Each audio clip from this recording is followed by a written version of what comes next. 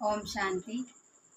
सभी भाई बहनों को नवरात्रा और दशहरा का बहुत बहुत शुभकामनाएं। अभी हमारे पूरे भारतवर्ष में नवरात्रा और दशहरा मनाया जा रहा है। दशहरा माना दशानन को हराना, माना रावण को हराना।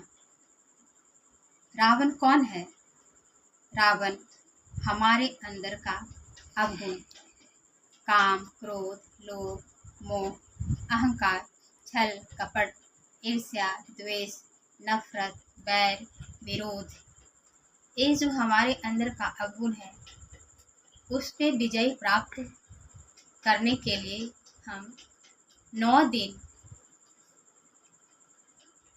गुण, शक्तियों और संस्कार रूपी अस्त्र शस्त्र को हम जगाते हैं। उसी को हम लोग नवरात्रा कहते हैं। एक एक शक्तियों को देवी के रूप में निरूपित करते हैं, क्योंकि दैवी शक्तियों को आवाहन करते हैं। ये शक्तियाँ कौन सी है? परख शक्ति, निर्णय शक्ति, सहन शक्ति, सामना करने की शक्ति, समाने की शक्ति, सहयोग की शक्ति, समेटने की शक्ति, विस्तार की शक्ति, और एक सबसे बहुत बड़ी शक्ति है पवित्रता की शक्ति। ये सभी शक्तियाँ और गुण को हम परमपिता परमात्मा शिव से प्राप्त करते हैं। परमपिता परमात्मा को हम 9 दिन साधना करते हैं, तो उनसे गुण और शक्तियों रूपी अस्त्र शस्त्र प्राप्त करते हैं। उसके बाद गुण और शक्तियों रूपी अस्त्र शस्त्र प्राप्त करने के बाद दशानन रावण माना अपने अवगुणों पर विजय प्राप्त करना आसान हो जाता है। तभी हम 10वां दिन विजयी दशमी के रूप में मनाते हैं। हम लोग दशहरा के दिन घास पात का रावण का पुतला जला देते हैं और खुश हो जाते हैं कि रावण जल गया।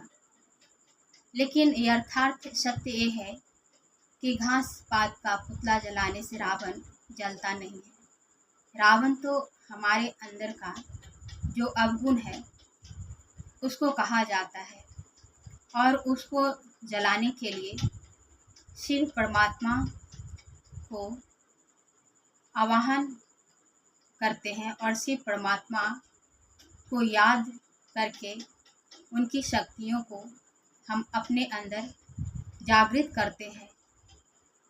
जब सभी शक्तियाँ जागृत हो जाती है तो रावण हार जाता है। रावण पर हम विजय प्राप्त कर लेते हैं।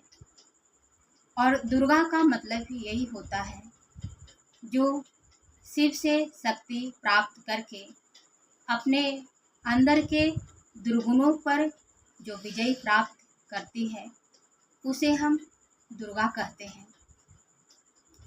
तो आज से हम नवरात्रा और दशहरा में जो बाह्य कर्मकांड करते हैं, उसके साथ साथ हम अपने अंदर के गुण और शक्तियों को भी जागृत करेंगे।